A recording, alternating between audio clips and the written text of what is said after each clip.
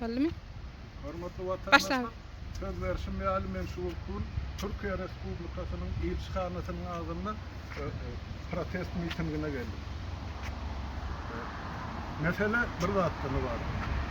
Bizim yurttaşymyz, kardeşimiz, hem de yoldaşymyz Merdan Muhammedow gümürtük ýagdaýda Türkiye Respublikasynyň Türkmenistana deportasiýa edildi. Sonra hiç şeyini geçirilen çare yok. Yürüdük taydı. Yine soruları vermek için yine Türkiye devletinin elçihanasının İstanbul'da şunun işine gelip karşılığımızı ya da protestimizi bildirmek için yine sunuştaydı. Nereden başlanıyor? Demek geçen iyun ayının 10'unu Merdan Muhammedow Türkiye polisi tarafından tutuk edilip bir kanun ya deportasyon lagerlerin hayfan olsa bir yerine saklanıptır. Sol iyunun 10'unu saklanıyor ta 23'üne çölde biz Merdan'la haberleşip durduk. 26'sına da Türk polisi mi hükümeti mi karar çıkarıyor. Merdan'ı deportasyon etmek vardı Türkmenistan'a. Biz wagtyň içinde Merdan'ı näme günah bildirilipdir, nähili günah bildirilipdir. Nähili ol bildirilen günahlar esaslı ya esassız. Hiç ilmiňe ýuridik dokument ya da düşünürüş yok. Merdan Muhammedowyň işine gatnaşan adwokatym yok. Merdan Muhammedowyň işine gatnaşan sülçem yok, adam yok, familiýam yok, suwdum yok. Merdan Muhammedowy görmäge ya da onun hal ýagdaýyny soraşmagy ursat berilen dogan garnaşlarym yok. Hiç kim Merdan Muhammedowyň ýanyna göwerilmedi. Bir diýmek Merdan Muhammedowyň insan hukuklary Türkiye Respublikasyna dogry bozulanlygyny anglady. Indi näme üçin Merdan Muhammedow Türkiýede saklanýar? Onun saklananyň ýeke sebäbi bizim bilişimize göre, düşünüşimize göre Merdan Muhammedowyň soňky 4,5 ýylyň dowamyny alıp baran siyasi işleri. O taýda hiç ýyly jenaýat işi yok.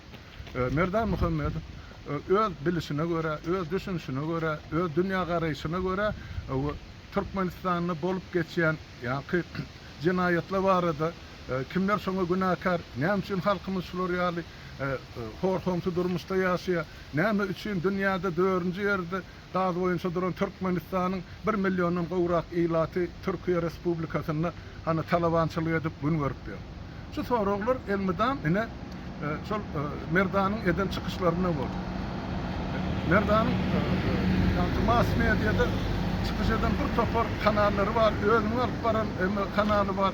Bilelikde ýa-ki Milli Halat Ediş Komitetimiziň adından alyp barylan kanallarda ýolbaşy rolyň birini ýerine ýetiren ilmli bilimi ýetip gibir Merdan. Ýöne şonu hiç bir ýa-ki ýuridik proseduralar hiç birisi berjaý edilmän Türkmenistana deportasiýa edýärler. Bu näme anglady? Diýmek bu taýda Türkiýe Respublikasy insan hukuklaryny degişli derecede berjaý etmediginiň göni subutnamasy bolupdy.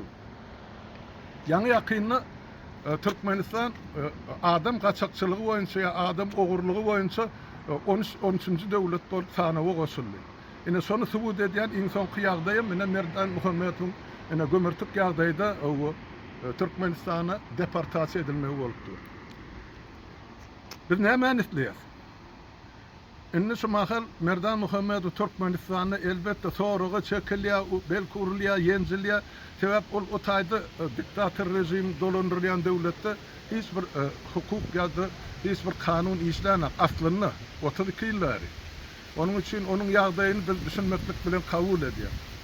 Ýöne Türkiýe Respublikasynyň Türkiýe hökümetinden edýän talabymyz Merdan Muhammedow ýygyna gaýtaryp ýeten Türkiýe Respublikasyna şol ýerde köpçüligiň gatnaşmagyna, jurnalistlaryň gatnaşmagyna, adwokatlaryň gatnaşmagyna, dogan garnaşlarynyň gatnaşmagyna, kardeşleriň, ýoldaşlarynyň gatnaşmagyna açyk suwt dinlenişini geçirin. Türkmenistan näme günah bildirýär Merdan Muhammedow? Ana açyklyk, şol ýok. Biz şonu etmek isleýär. Merdan Muhammedow ömrünün soňky 13 ýylyny Türkiýe Respublikasyna ýaşanady. eger diýmek Türkmenistan şuna bir günah bildirýän bolsa, cenayet diýip tapýan bolsa, diýmek şol işleri goşadyrmak üçin näki işleri Merdan Muhammedow nerede? Türkiye Respublikasynyň territoriýasynda berjaý edipdir. Onu diýmek Merdan Muhammedow ilkinji nowbatda Türkiye Respublikasynda cenayete çekilmeli. Şol subut bolandan soňra Türkiye Respublikasy onu ata watanyna deportasiýa edip biler. Eger isleseler. Ýok, eger günäsi ýok bolsa, Türkmenistan ona şolar ýaly ýakamy ýa aýdaly ýörüte günä ýuklap Türkmenistany akitmek üçin edýän bolsa, onda diýmek Merdan Muhammedowyň başga ýurtlara, üçüncü döwletlere çykmagy ýa syýasy gaçaklyk soramagy haky we hukugy bar. Merdan Muhammedow hakykatdan ol şuň kun syýasy benni. Täp onun alyp baran 4 ýyl ýarym alyp baran işi ana internetin ulgamlaryna açyk aýdyn görkezilipdir. Ondan şu ýerde näme güne tapypdyrlar Merdan Muhammedowdy. Bize şuňa çeli aýan däl. Näme üçin şuň 10-njy awgustda men şutaýdy. Alaýyk 2 aý mundan ozal 10-njy iýulny Merdan Muhammedow saklandy. Inne 60 gün geçti. Merdan Muhammedowdan hiç ýyl habar hatyr ýok. Onun nire akidilip nirde saklanýandan habar hatyr ýok. Yerinde hiç ýyl advokat ýok. Yerinde hiç kim bilen duşduranaklyk. Binahil 21-nji asyrda şolar ýaly ýagdaýlar bolup geçýär. Şoň üçin menne soralkan Türkiýe hökümetine o jogap bersinler.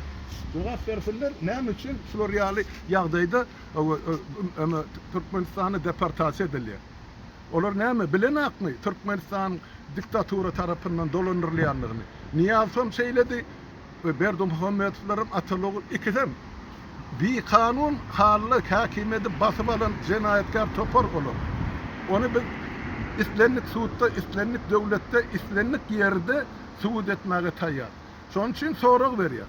Näme üçin Türkiýe hökümeti şol Türkmenistanyň halkyny ezip oturan diktatorlar bilen hökmürewarlar bilen kol tutuşup arkama işleşip Türkmenistanyň baýlygyny çepe-sagy sewdalaşyp oturýar.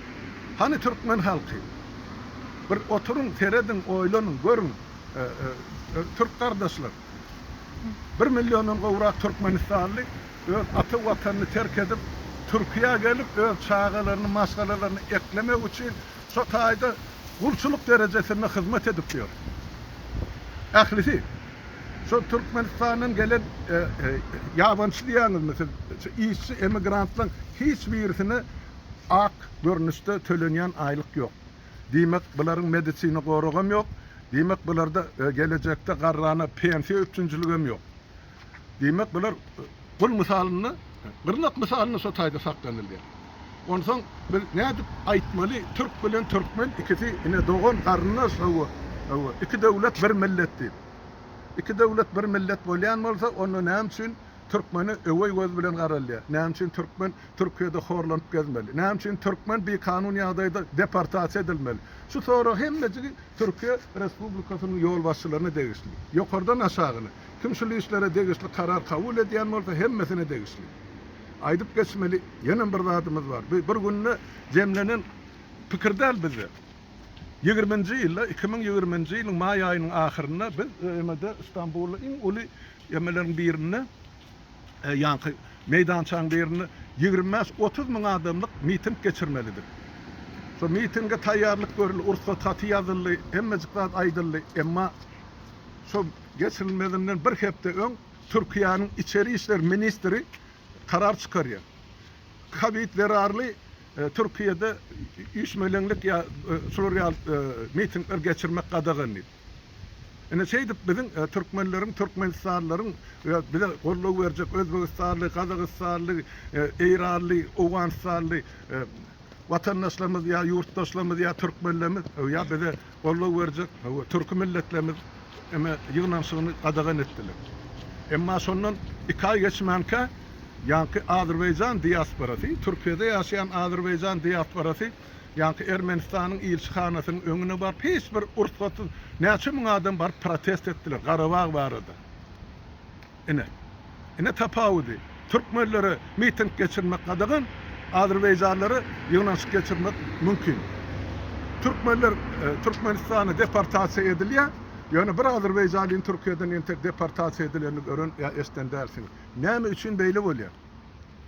Biz öwey bolýan bolsak onu näme üçin bizim emma ata-babalymız siz türkmenler diýip dil ucundan gürülýärler. Emma ýeňtämizden pyça gürülýär. Türk kardeşler men size yüzlenýär. Indi şu sizin öz soýdaşlygyňyz, garyndaş boldugyňyzmy? Menim bir döwürden bäri köp şu Türkiýe barady. Bunun devlet kuruluşu vardı. Kan kronika kadrları gördüm, filmleri gördüm, kitaplar okudum. Yani şun kun arkayına aydip bilyen Kemal Atatürk'ün kuran respublikası yok Türkiye'de. Divinin başka yana var ya. Ne için bizim insan hukuklarımız bozuluyor. Kazanç için deyip gelen soydaşlarınızı ne şey deyip edenekledip diktatörün eline kavuşturuyor. Demek sizin halk bilenlerle diktatör bilen sevdanız var. Şeyle mi? Şonun ine bir toparda atlan üstü bilen amal edilipdi. Ona da misallar yeterlik. Ahmet Çalıkan ya Erol Tabançı'nal. Ben ikisini misal getireyim. Şunun ikisi Türkmenistan'ın milyarlar pul çıkaran adamlar dolarda. Bir Türkmeni tapın. Şu taydan 10 milyon ya 100 milyon alıp çıkan.